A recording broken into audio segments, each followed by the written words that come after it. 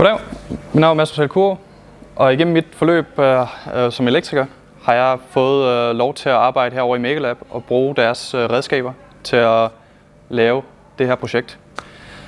Som en af de første ting, jeg har brugt tiden på, har jeg brugt laserskæreren herovre til at lave et custom nummerplade ud af træ, vi har selv brugt computerne herovre til at designe et design i et computerprogram, og så derefter fået det ud på laserskæreren.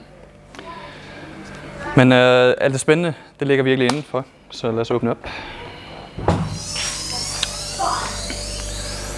Som man allerede kan se indenfor, så har vi sat LED-lys hele vejen rundt op i siden, højttalere, et automatikskab, og så over på den anden side, som man ikke lige kan se her, så en el-tavle, som så er styr for, hvis der er noget, der fejler, jamen, så slår den fra, så vi ikke får en kortslutning.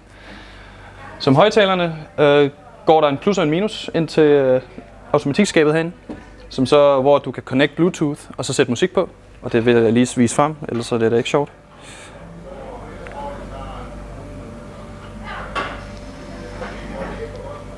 Sådan der.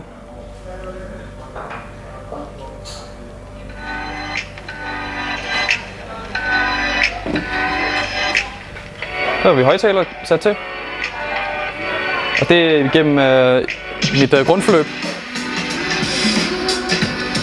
Gennem mit grundforløb har jeg så fået lov til at arbejde på det, hvor jeg har så sat automatiktavle, hvor den får direkte over fra elnettet, 230 volt, som går ind i en tavle. Så derefter fra en tavle over til automatikskab, hvor den så transformerer de 230 volt over til 24 DC, som så kan bruges til resten af bilen. Der er også en PLC, der er sat ind, som kan så bruges til at lave et lysshow. Dog virker ikke lige nu, men alligevel.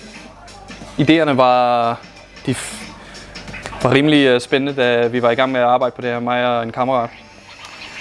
Om bagved så er der også en masse ledninger, men det er egentlig, det skal være sådan et chill-område det her. Man kan sætte sig ind i og så virkelig få en idé, hvad kan man lære som elektriker.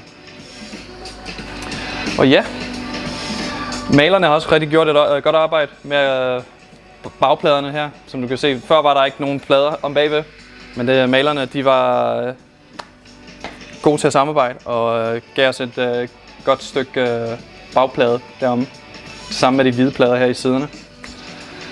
Og ja, det er sådan set det.